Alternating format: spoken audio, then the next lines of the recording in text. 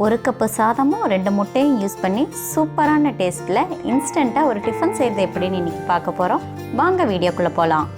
தேவையான பொருட்கள் டிஸ்கிரிப்ஷனில் கொடுத்துருக்கேன், பார்த்துக்கங்க. Hi everyone, welcome to Y2K சமையல்.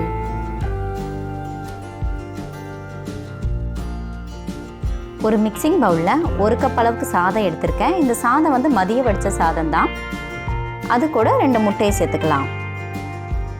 ஆறி போன சாதத்தை சாப்பிட்றதுக்கு எல்லாத்துக்குமே ரொம்ப கஷ்டமாக தான் இருக்கும்.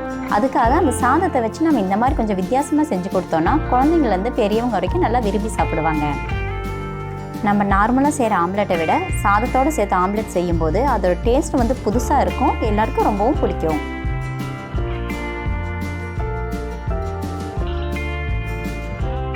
சாதத்தை நல்லா பொடிச்சு விட்டு முட்டையோடு சேர்த்து இந்த மாதிரி மிக்ஸ் பண்ணிக்கிங்க. அது கூடவே ஒரு கேரட் நல்லா துருவனது, ஒரு மீடியம் சைஸ் பெரிய வெங்காயம் சின்ன சின்னதாக கட் பண்ணது,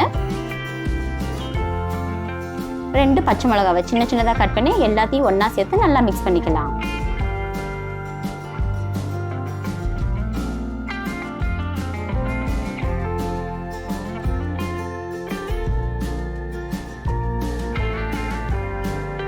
எல்லாத்தையும் சேர்த்து நல்லா மிக்ஸ் பண்ணதுக்கப்புறம் அது கூட 1/2 டீஸ்பூன் அளவுக்கு கரம் மசாலா, 1/2 டீஸ்பூன் அளவுக்கு பெப்பர்,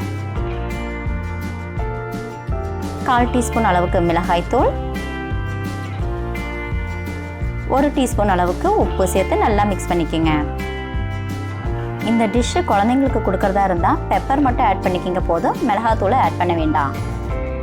நீங்கள் சாப்பாடு செய்யும்போது உப்பு போட்டு சமைப்பீங்கன்னா நான் சொன்ன அளவை விட கொஞ்சம் கம்மியான அளவே உப்பை ஆட் பண்ணிக்கிங்க. நம்ம ரெடி பண்ண இந்த மிக்சர் வந்து ஒரு திக்கான கன்சிஸ்டன்சி வேணுங்கிறதுக்காக நான் ஒரு 1/2 டேபிள் ஸ்பூன் அளவுக்கு கார்ன்ஃப்ளவர் ஆட் பண்ணிக்கிறேன். உங்ககிட்ட கார்ன்ஃப்ளவர் இல்லைன்னா பரவாயில்ல, நீங்கள் கோதுமை மாவு இல்லைன்னா மைதா மாவு இதில் எது வேணாலும் யூஸ் பண்ணிக்கலாம். கார்ன்ஃப்ளவர் ஆட் பண்ணி நல்லா மிக்ஸ் பண்ணதுக்கப்புறம் ஃபைனலாக அதில் கொஞ்சமாக கொத்தமல்லி இலை சேர்த்து நல்லா மிக்ஸ் பண்ணிக்கலாம். 1 கப் சாதத்துக்கு 2 முட்டை கரெக்டான அளவு. இது மிக்ஸ் பண்ணும்போது நீங்கள் தண்ணி எதுவும் ஆட் பண்ணாமல் மிக்ஸ் பண்ணிக்கோங்க. நம்ம நார்மலாக எப்போவும் செய்கிற ஆம்லேட் மாதிரி இதையும் செஞ்சு எடுத்துக்கலாம். தோசைக்கல்லை லைட்டாக சூடானதும் அதில் 1 டேபிள் ஸ்பூன் அளவுக்கு எண்ணெய் நல்லா ஊற்றி விட்டுக்குங்க.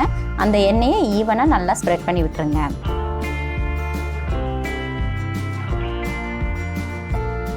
ஆயில் நல்லா ஸ்ப்ரெட் பண்ணி விட்டதுக்கப்புறம் இந்த மாதிரி சின்ன சின்னதாக ஆம்லேட் சுட்டு எடுத்துக்கலாம்.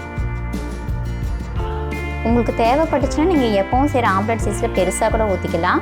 இது சின்னதாக ஊற்றினோன்னா பார்க்குறக்கு அழகாக இருக்கும், சாப்பிட்றதுக்கு ரொம்ப ஈஸியாக இருக்கும்.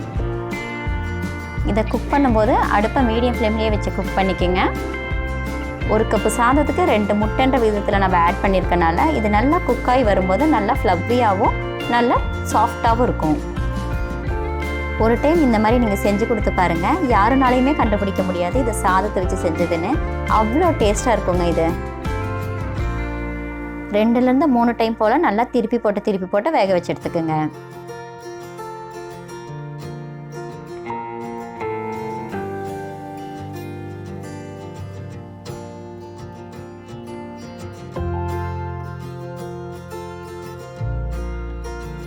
இந்த சேனலுக்கு நீங்கள் இதுதான் ஃபஸ்ட் டைம்னா சப்ஸ்கிரைப் பண்ணுங்கள், மறக்காமல் பக்கத்தில் இருக்க பெல் ஐக்கனையும் கிளிக் பண்ணுங்கள்.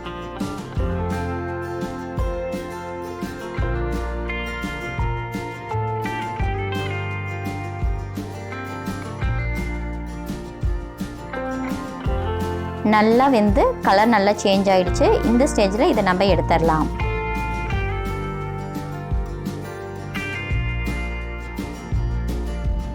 குழந்தைங்களுக்கு லஞ்ச் பாக்ஸ்க்கெல்லாம் நம்ம கொடுக்குறதா இருந்தால் இந்த மாதிரி ஷேப்ஸை யூஸ் பண்ணி செஞ்சு கொடுத்தோன்னா அவங்க ரொம்ப ஹாப்பியாக இருப்பாங்க. பார்க்குறக்கும் ரொம்ப சூப்பரான டிஷ்ஷாக இருக்கும். அதே மாதிரி அவங்க சாப்பிடும்போது ரொம்பவே என்ஜாய் பண்ணி சாப்பிட்ற அளவுக்கு டேஸ்ட்டாகவும் இருக்கும்.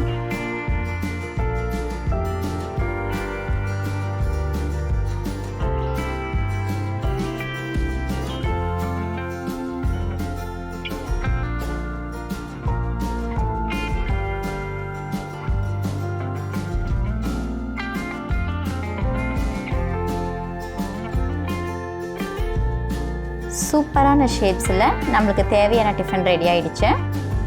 1 கப்பு சாதமும் 2 முட்டையும் வச்சு செஞ்ச இன்ஸ்டன்ட் டிஃபனை நீங்களும் ட்ரை பண்ணி பாருங்கள். இந்த ரெசிபியை நீங்கள் நைட்டு டின்னருக்கு யூஸ் பண்ணிக்கலாம், ஈவினிங் ஸ்நாக்ஸாகவும் யூஸ் பண்ணிக்கலாம். ரொம்ப ரொம்ப சூப்பரான இந்த ரெசிபியை நீங்களும் ட்ரை பண்ணி பாருங்கள். இந்த ரெசிபி உங்களுக்கு பிடிச்சதுன்னா லைக் பண்ணுங்கள், ஷேர் பண்ணுங்கள், கமெண்ட் பண்ணுங்கள், மறக்காமல் சப்ஸ்கிரைப் பண்ணுங்கள். மறுபடியும் இன்னொரு ரெசிபியில் பார்க்கலாம். தேங்க்யூ.